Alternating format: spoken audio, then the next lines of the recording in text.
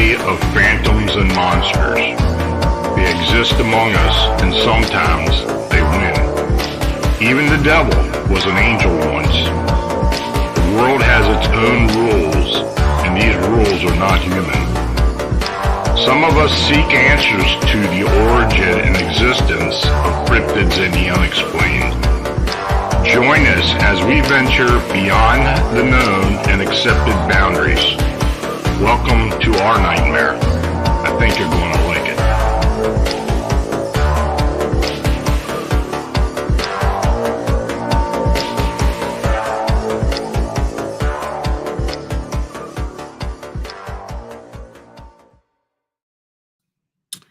Hey folks, good evening and welcome to another episode of Phantoms Monster Personal Reports, where I narrate and discuss some of the cryptid and unexplained sightings and encounters submitted to Phantoms Monsters and the Phantoms Monsters Fortean Research team. So thanks for joining me.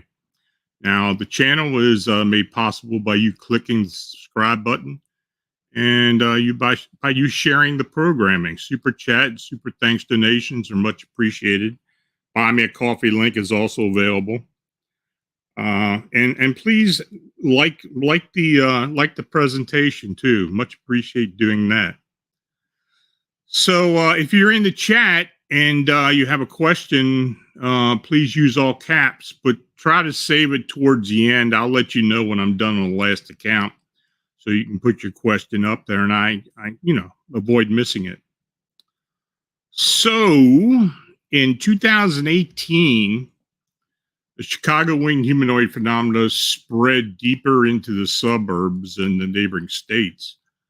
One region in particular, in and around the city of Rockford, which is in north central Illinois, turned out to be a hub for several weird and unexplained sightings and encounters. So this presentation will examine most of those reports. And so next week, then I will detail more curious aspects of this phenomenon, including the possibility that other cryptids and humanoids may also be involved with this. So I'll try to describe the reports and incidents in detail and attempt to answer all your questions from the chat room when we're done.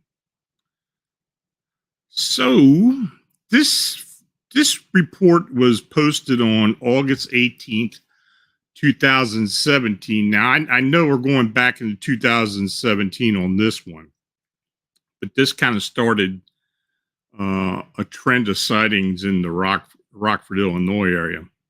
Now, the Singer Fortean Society, which is Tobias and Emily Whalen, who are part of the Phantoms Monster Fortean Research team, they were contacted by a witness who claimed to have seen a creature similar to the flying humanoid that's been haunting the area around Lake Michigan.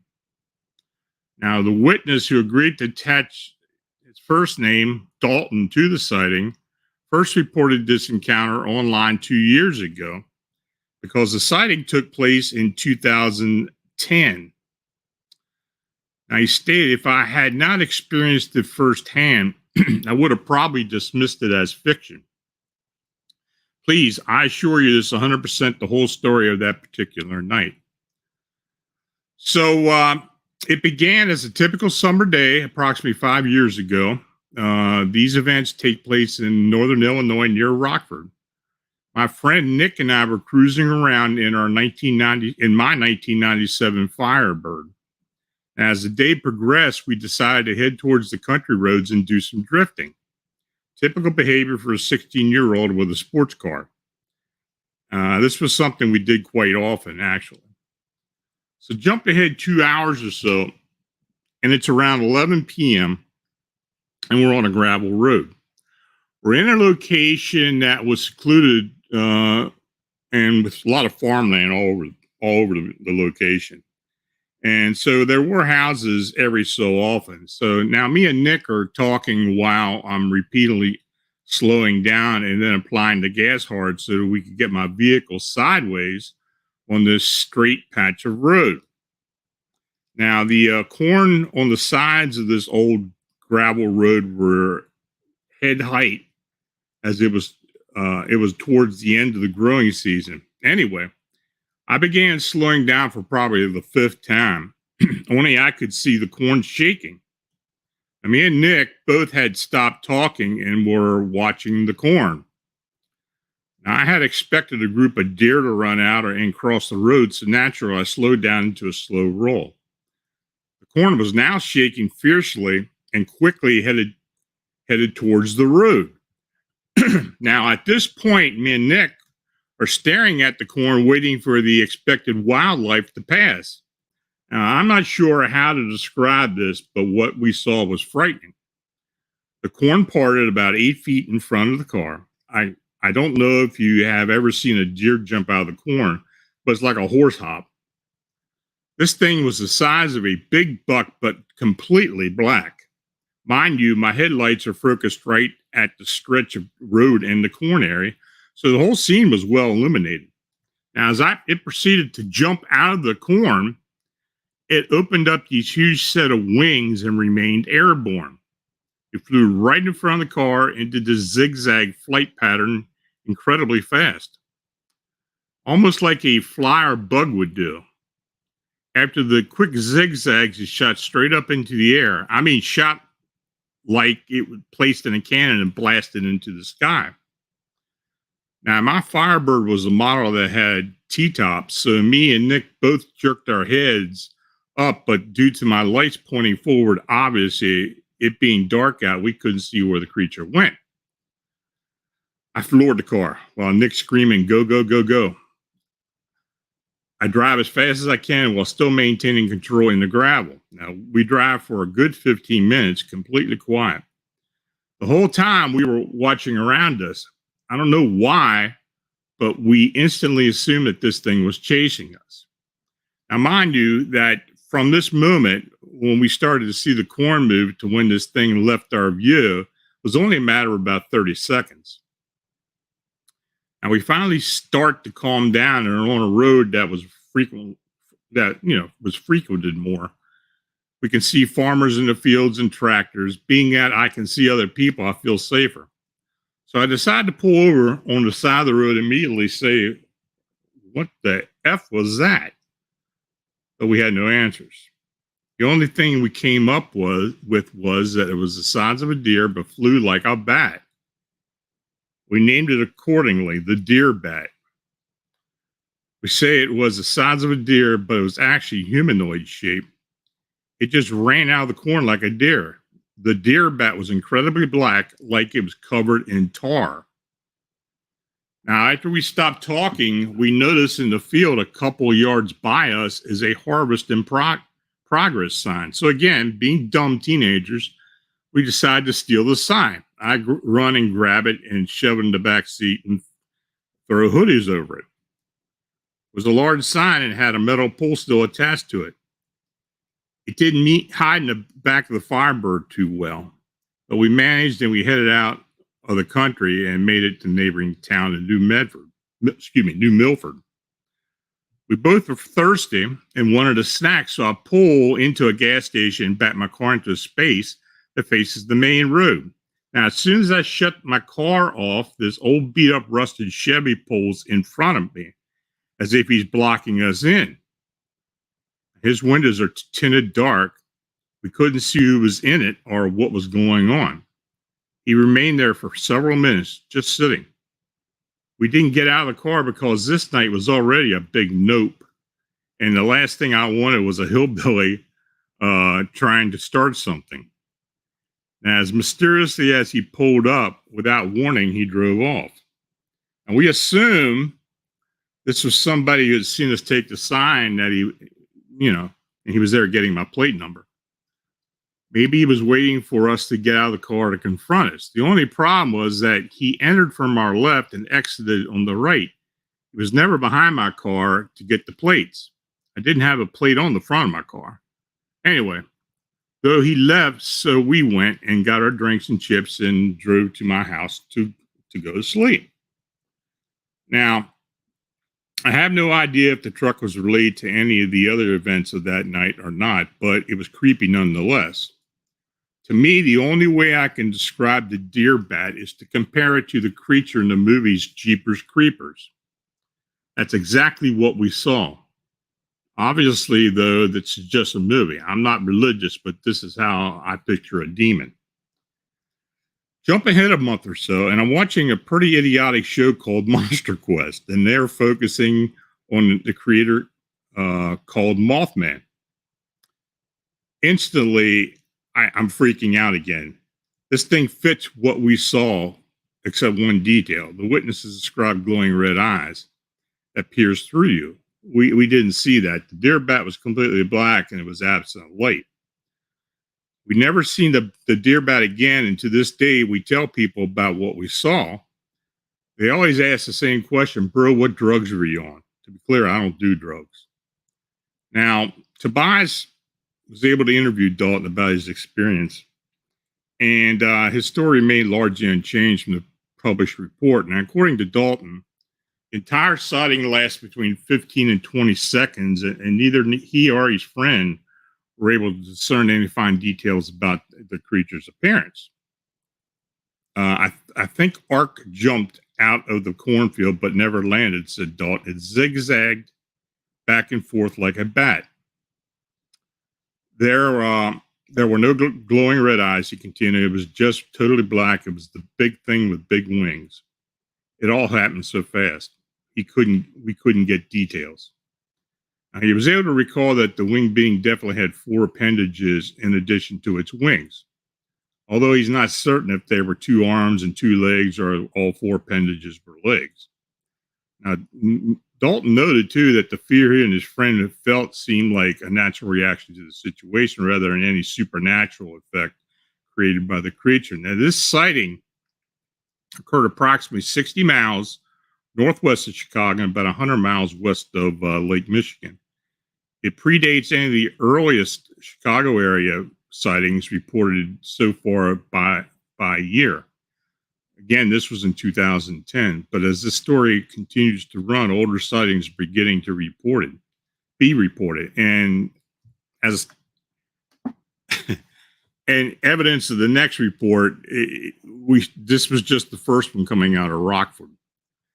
And I'm going to describe the Rockford sightings, but then later on, not today, not in this presentation, but in a later presentation, we're going to talk about another sighting in Rockford that was a little more strange. So, but this is just the earlier sightings. Now, this other report came in to me a little more than a year later, in October 2018, I received a very similar report from the same region. Now, just remember what I had stated in the previous report. I just found out about the flying humanoid sightings around Chicago. In fact, I'm going to get the book and see if there's anything related to what I encountered in the summer of 2010. Now, this took place in northern Illinois, not far from Rockford. Our friend and I were just riding around my car. As the day continued, we decided to head out towards the county back roads. We were both 17, and this was the summer before our senior year in high school. Now, we had been riding around for several hours at night, and around 10 p.m., we were on a gravel road I wasn't familiar with. It was a location that had lots of farmland all around and a few houses here and there. Now, we were talking while I'm speeding along the gravel road. There was no drinking or drugs involved. The corn on both sides of the road was high. I looked ahead, and noticed that the road was about to dip, so I slowed back. As I approached the dip, I could see the corn shaking on the right of me as the headlight hit it. We both stopped talking as we watched the corn. I thought it was probably deer about to sprint out onto the road. So I slowed down to a crawl. The corn was now shaking violently. We're staring at the corn, waiting for the deer to jump out. Then all of a sudden, the corn literally parts open just to the right of us. This thing steps out. It was the size of a large man and all black. As it walked out of the corn, it was well illuminated by my headlights. It leaped and opened these huge set of wings and instantly went airborne.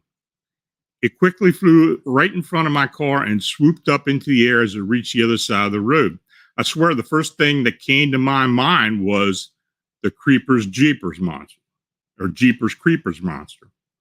Well, I didn't see any facial features, but the wings were very wide and looked like that of a giant bat. I floored the gas pedal. My friend was yelling to get out of there. I drove as fast as I could, trying to maintain control on the gravel surface. We drove for a good 5 minutes before saying a word. Now, the whole time we're looking around us, hoping this thing wasn't chasing us. We began to calm down and soon ended up on a road I knew. Now, as I thought about it, that thing looked like it was covered in shiny black tar. It had a weird sheen to it. The fact that it accelerated into flight so quickly, it had me stumped. My friend and I talked about it through our entire senior year and never did have a clue as to what it was. We referred to it the Flying Tar Man. Now, we didn't dare tell anyone else at school. I recently told my wife about it, but she's a skeptic and doesn't believe in the supernatural. Anyway, after I heard about the sightings around Chicago, I figured I'd track you down and write about it. I live in Texas currently, and thanks for reading. The guy's name was Kurt. Now, I called Kurt the same day he contacted me to discuss the incident. First, I was trying to figure out if this guy wasn't copying the sighting from a year previous, because it was really close in description. Now, this sighting happened in Winnebago County, north of Rockford, Illinois, on a gravel road off of Route 70. He said he believes it was somewhere near Wempletown. He told me that the height was about 6 foot and the body was very thin. He estimated that the wingspan was about 15 foot.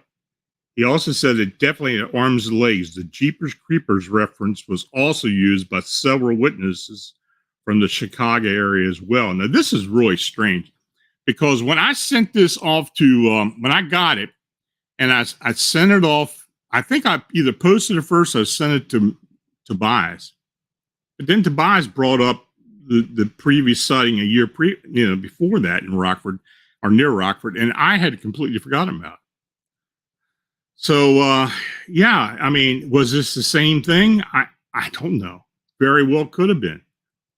I didn't get an actual date when this happened from Kurt, but from when we were talking about it later, it did seem it was around the same time period. Now, the first one was in 2010.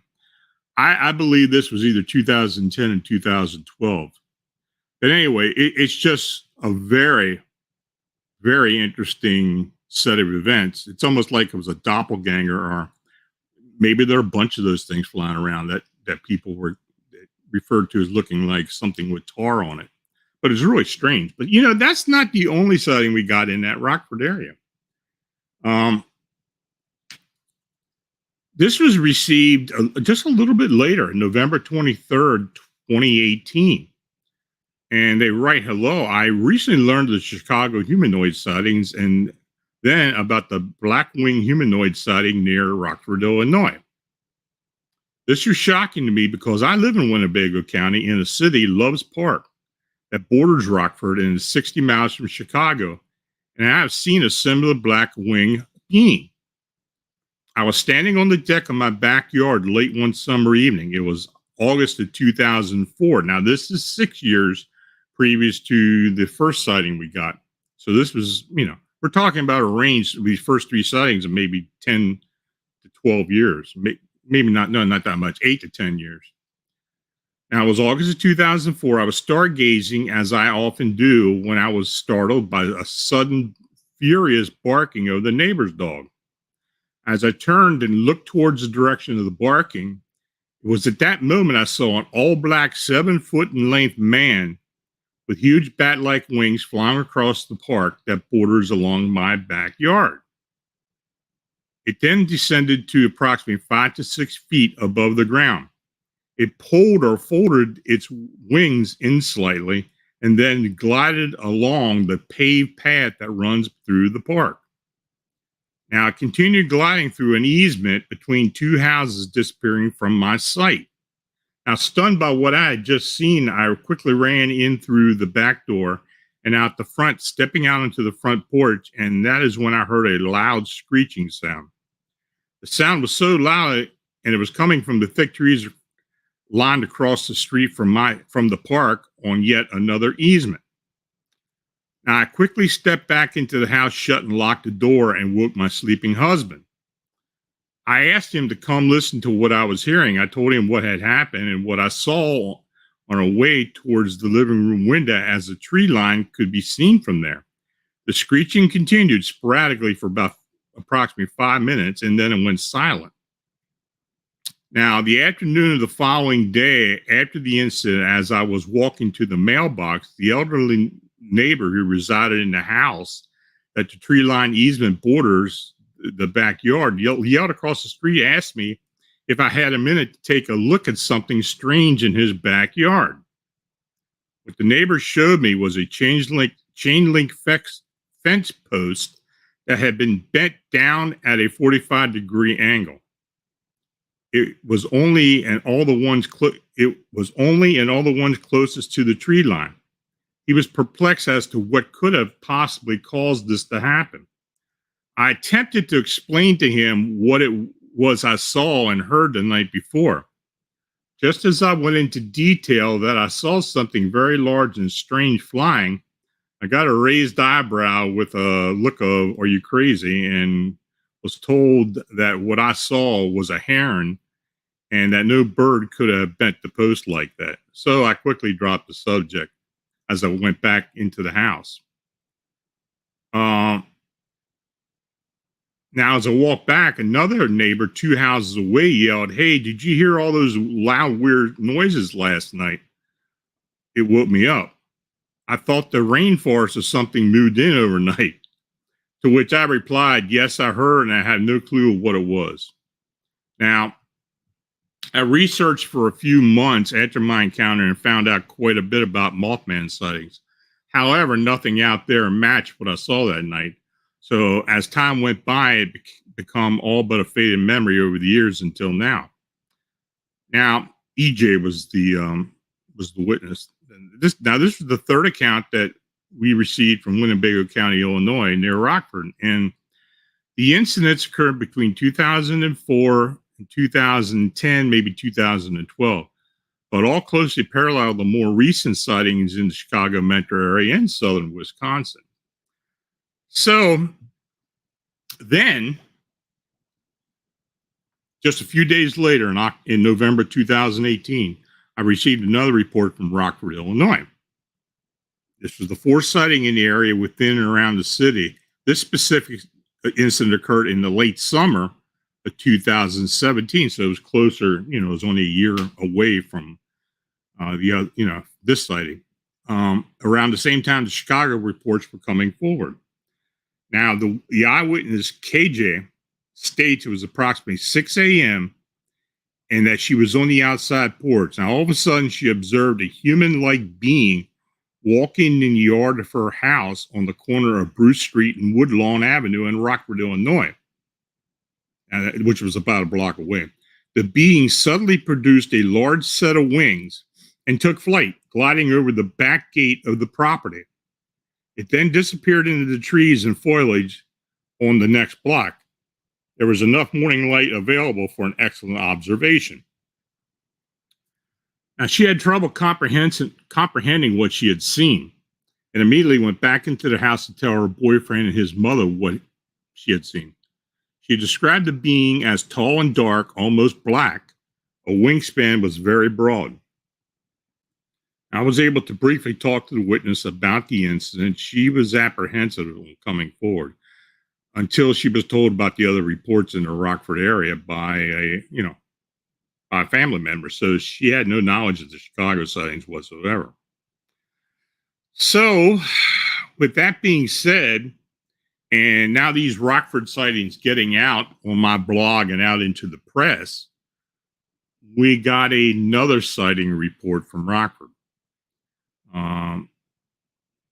And it was just the next day after I had posted that last report, because I received a telephone call from an elderly woman who I'll refer to as SS, in Rockford, Illinois, who witnessed a winged humanoid in 1999, along with her husband and a close friend. So now we're talking almost 20 years. Anyway, the incident occurred during the summer in the early evening when there was a full moon. The trio was relaxing on the friend's front porch, which was located on Willard Avenue West near Auburn High School and Cottonwood Airport in Rockford, Illinois. Now, during a conversation, the friend stopped talking and began to stare across the street. SS looked in the same direction. Okay, I just got lost there. Okay, the friends, here we go. SS stated again that it seemed like a being was in slow motion as it glided through the trees. The friend said, "Do you see that?"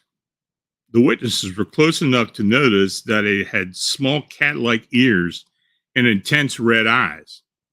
There were no other facial features visible. It was quite muscular throughout the body and had two defined legs and had arms that attached to the wings.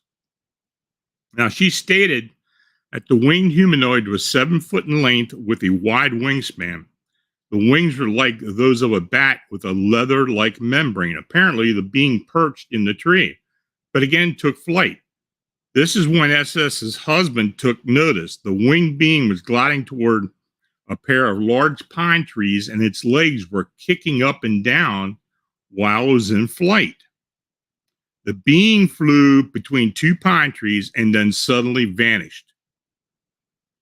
Now, SS said gargoyle, and her friend acknowledged, yes, a gargoyle. Now, after the incident, SS stated that they seemed to have forgotten the encounter until a year later when she asked her friend if she remembered the sighting. Her friend said she had, but she had also forgotten the incident. So, this is something strange too. And I don't know if that's ever come up with any other sighting where the witnesses would suddenly forget and recall it later. But anyway, now SS's son told her about the recent reports and suggested that she call me. She was also aware of the winged humanoid sightings in the Chicago area. Now, again, you can go ahead and start putting up your questions too. This is the last account I'm having tonight. But anyway, this was the second sighting of a winged humanoid in which it suddenly vanished. Now, the other sighting was in Chicago, a few blocks from Wrigley Field. This is also the 5th sighting of something in the Rockford area.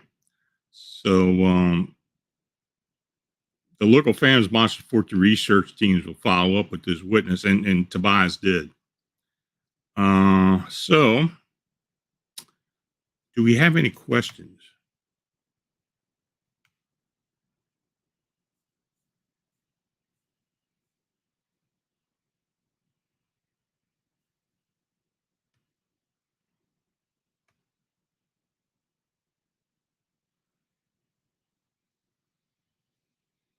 I can't believe we don't have any questions.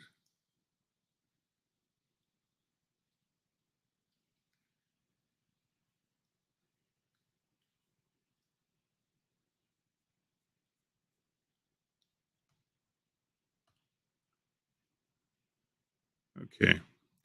Tina Johnson, have they tried to harm any witnesses? Well, there was an account, and I've talked about this. When all this started back, when we started getting the large number of reports in 2017,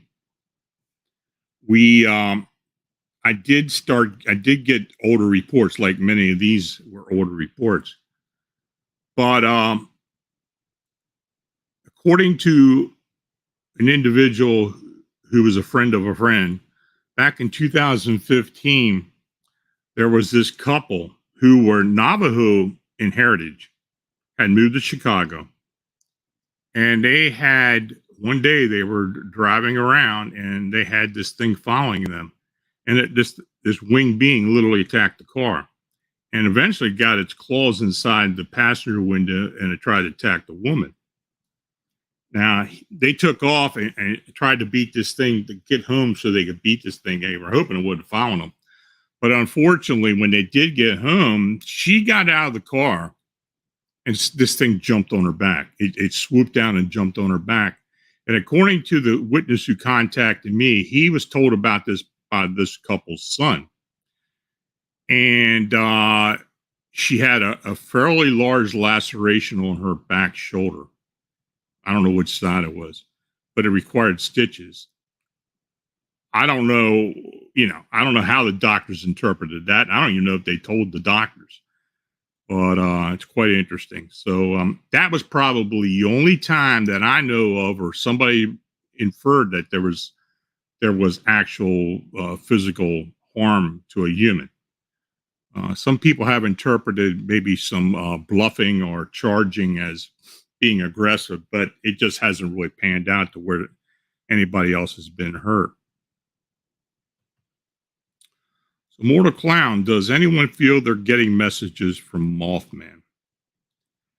Well, as you know, we had this possibility of some type of connection with this being about a year and a half ago.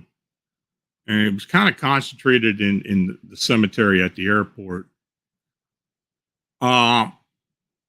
There's still a lot of questions about that, because we really haven't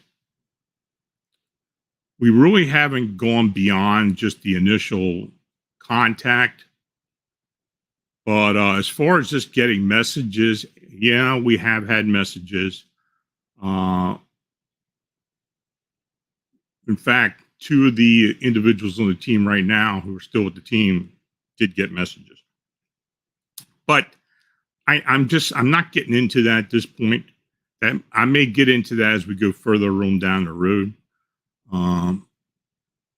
And I will say this. Now, I might be jumping the gun, but no, this is going to happen.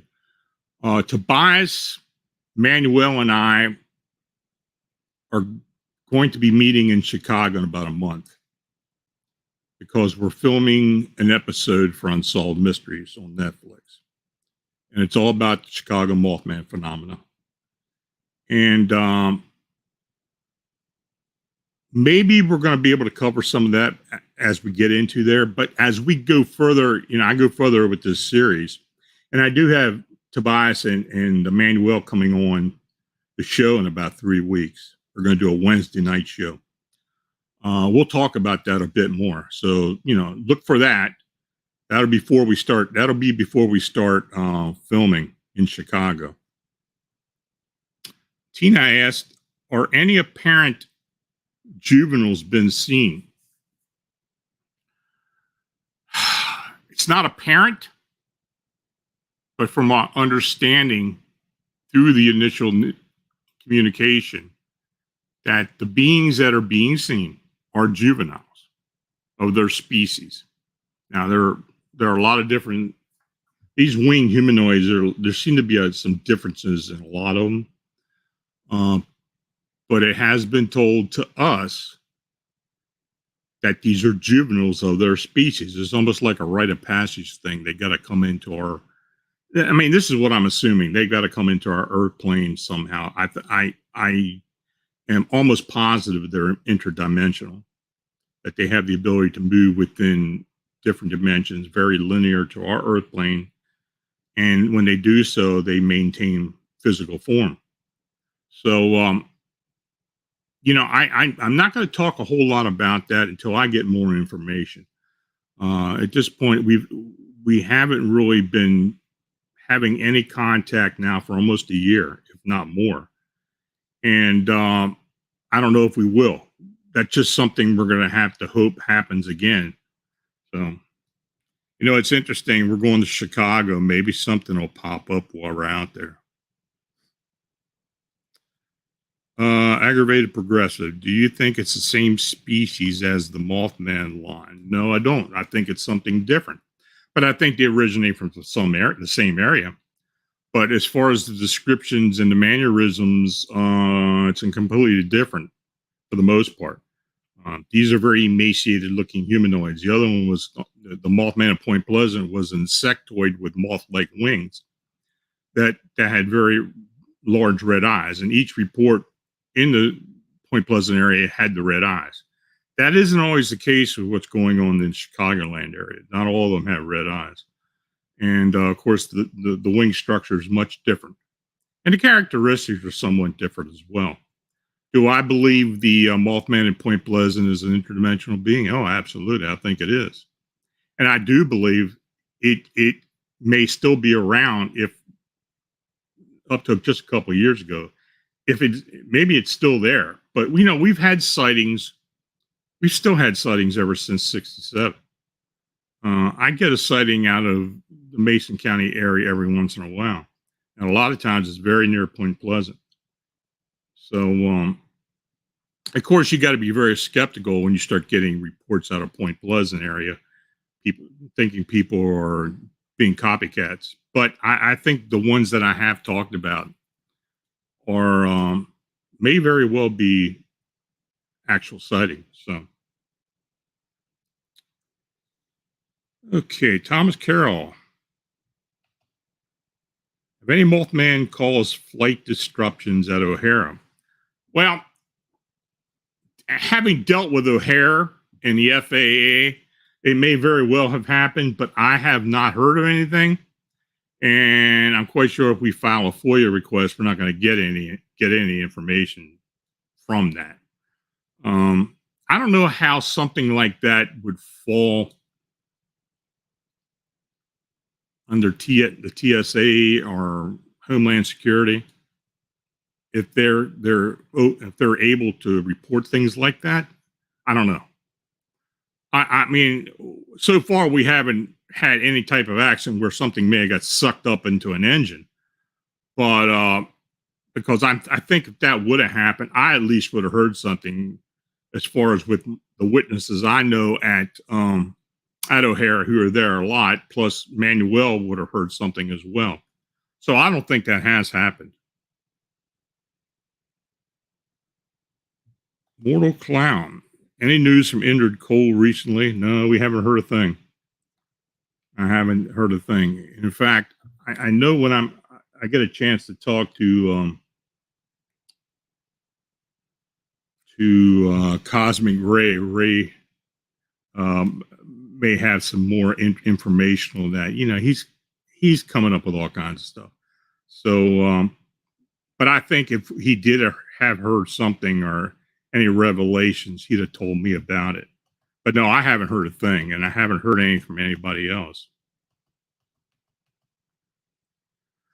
Dave McGinnis. Has DNA evidence been recovered from these creatures? Not that I know of. I really don't know of any physical evidence that's ever been retrieved from these beings, other than the only thing I can think of is the apparent stone that was gifted to Manuel at the cemetery. So I know, as far as something that we know it would have touched, I don't know. But no, I don't think there's been any DNA evidence recovered from those winged beings or any other winged beings.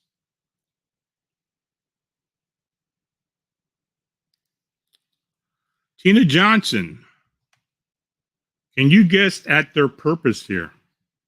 Yeah, I can guess.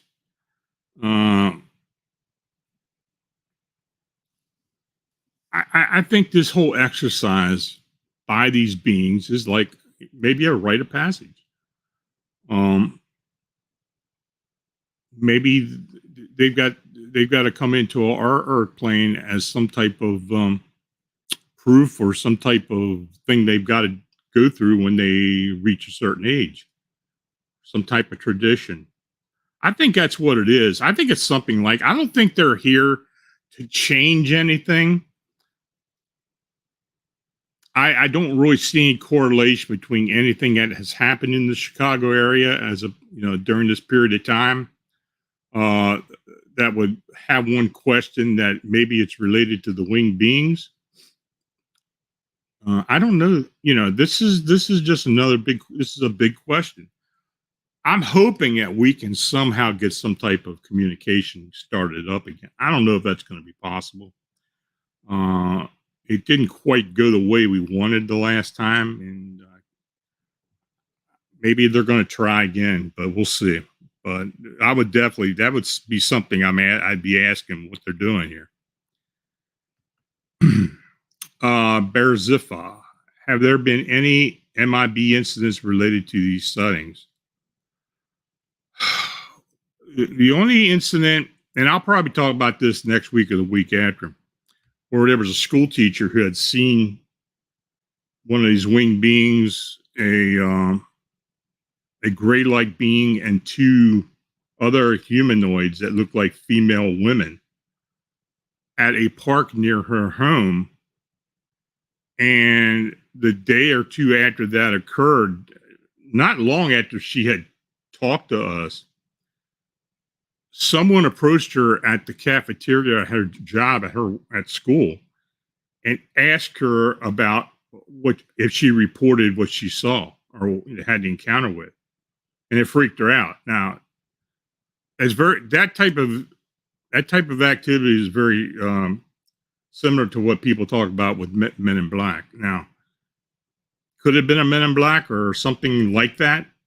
This person wasn't dressed in black. I mean, they were in a I understood what she said was some type of overcoat, but it was light in color. I don't know, but I know it freaked her out. So, but as far as any other sightings with the Men in Black, other than what John Keel wrote about in Point Pleasant with these so-called Men in Black showing up around the town, I just have not had those type of reports in the Chicago area. Shara Meows Zedong. Could we ask the lady who was attacked to draw what it looked like close up? I had never talked to her. This was all secondhand information. So, take it with a grain of salt. I never really put it up onto the sightings map. It's just another incidental event that happened that may be related to this. But since I didn't really talk to the witness itself, I can't really do much with it at this point.